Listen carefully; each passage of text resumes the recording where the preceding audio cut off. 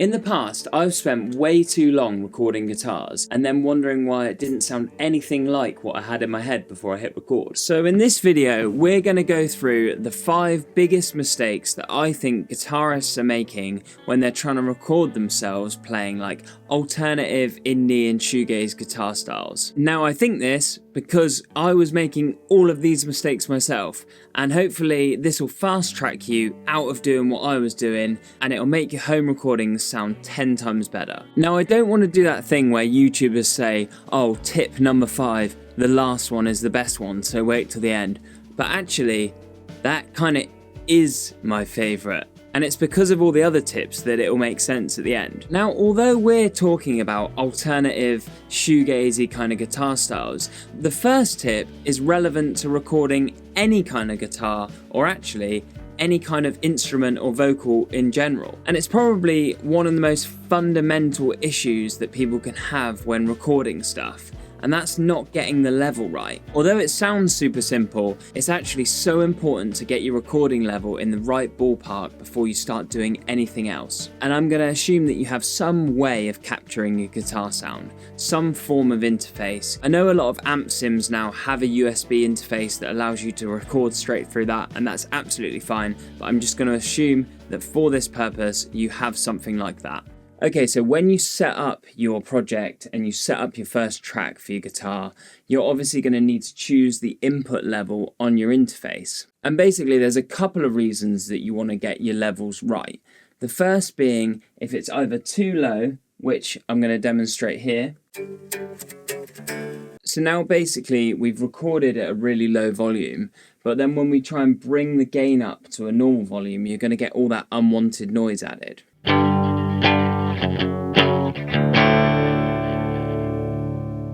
But if you set the input volume too high, you'll also get noise in the form of digital distortion.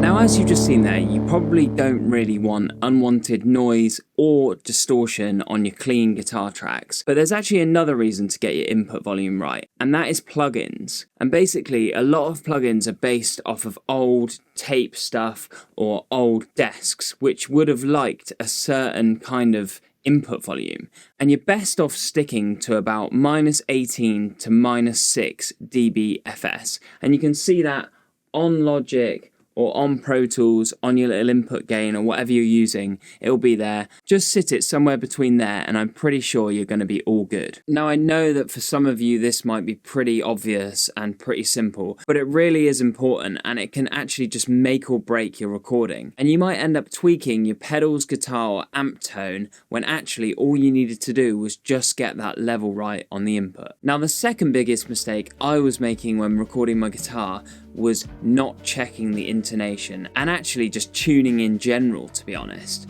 Sometimes I'd play something on and it would sound great on its own, then when other instruments got added, whether that was me playing on my own or the rest of the band, it doesn't really matter, it would end up sounding out of tune and horrible. And so basically, check your tuning in the first place and get your intonation right. I'm sure a load of guitar techs out there will disagree with me, but I personally think as long as your action is playable in that your strings aren't like a million miles away from your fretboard or they're buzzing and stuff, and you can get that intonation right, then you've basically got a playable guitar, and everything else is kind of just a luxury of playability and sustain and stuff. And what intonation is it's basically having the same tuning from your open string to the 12th fret.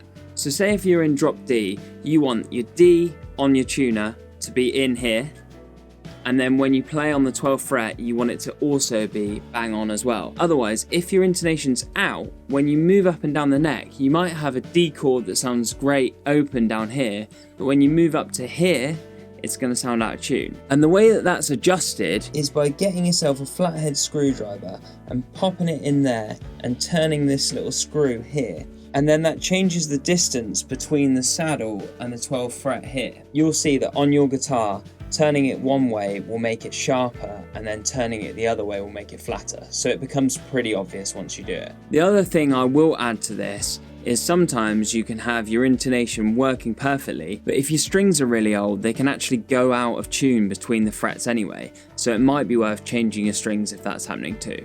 And then we can move on to mistake number 3, and that is not double tracking guitars. This is something that I didn't do for years.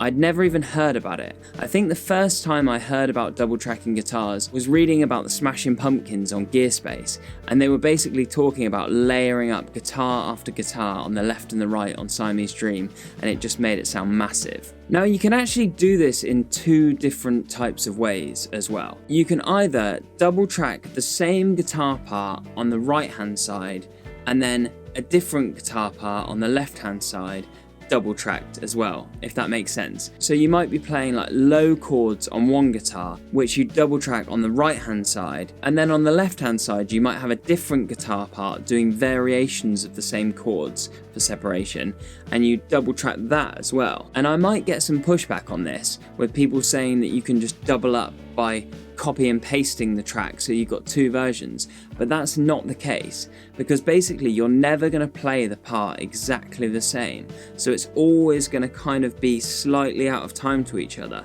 which essentially makes a bit of a chorusy effect, which will thicken up the part on the right and then it will thicken up the different part on the left. But personally, if you're playing like shoegazy styles of guitars, I would say that my favourite way to do this is to double up the same part on the left and the right, but maybe with a different guitar or something, so that you have like really wide reverby guitars that just encapsulate the whole mix. I think it sounds amazing. So here I've decided to make a track where I've doubled up the guitars on left and right. It's playing the same part, but they're with different guitars, so they add that little bit of separation. And actually I wanted to address something that I've been called out for a few times on this channel. It's because I normally have my distortions before my reverb for shoegazy type sounds, but I know a lot of the shoegaze band's guitarists, like Kevin Shields, had the reverb first and then the distortion after.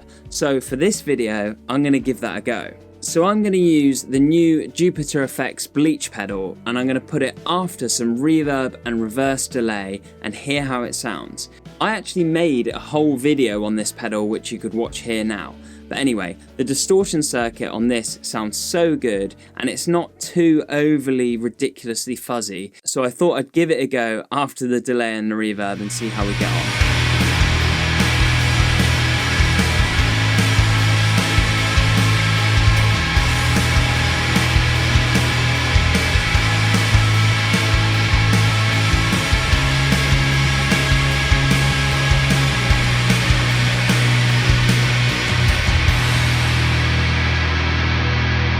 I think that sounds pretty sweet. Now, do I think having the distortion after the reverb made that any better?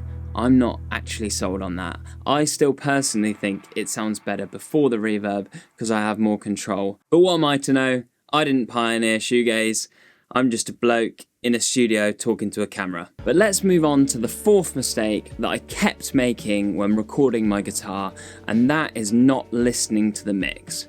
Now obviously that's hard sometimes because you might be starting off with a guitar track, but a lot of the time you might make like a little drum track on Logic Drummer or however you do it, and then put some stuff on and then add the guitars after. Or you've got like bass guitar tracks on there and you want to add lead lines over the top, but you've got to listen to the mix and work out what you really need in that sound. I'll give you an example, and this is actually a little bit of a shameless plug of my band, October Drift.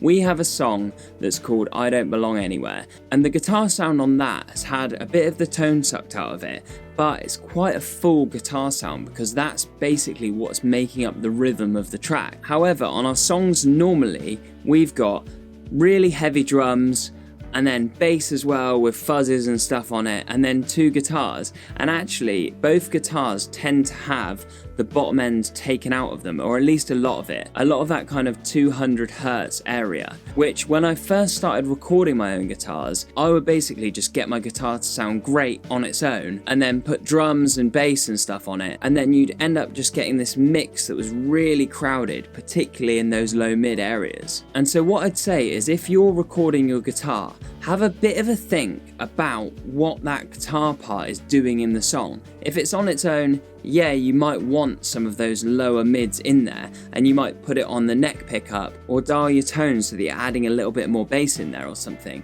And you might want to just keep that how it is because it's going to be the most integral part of the song. Whereas if you're doing something that's got loads more stuff on it, you might actually have a sound that doesn't sound great on its own. It might be too thin. When you put it into the mix, it really slots in because all that bottom end that it didn't have is being taken up by other instruments. But I think this is a pretty good segue into our fifth and final home recording alternative shoegazy guitar mistake. And when I said at the beginning that correcting this mistake is the most interesting, it's because it is. It's basically not experimenting enough. Now, I think you need to understand the fundamentals of recording guitar, and hopefully by not making the other four mistakes in this video, you're already a little bit of the way on to doing that. Once you've got those fundamentals in place, then I think it's a really good idea to experiment. For example, sometimes when I'm writing songs and I can't be bothered to set amps up or even the amp sim, I'll just grab my guitar, plug it straight into the interface and have done with it. And normally it sounds a little bit ropey because it's not amplified right, it's basically the sound of the guitar. It can sound really digital and thin. But sometimes that can work, and especially if you plug your pedal board direct in. One of my absolute favourite things to do is to plug our friend the Big Muff DI into the interface.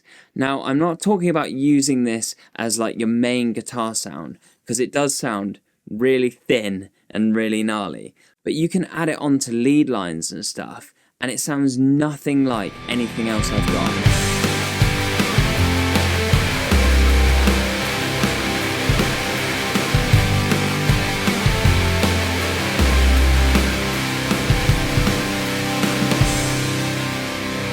I think that just sounds really cool. If I had longer, I'd have probably played around with the melodies a little bit better, but I think that thing sounds great. What home recording mistakes do you think that I've missed out? Let me know down in the comments, and then watch this video here next. And until next time, keep on making noises.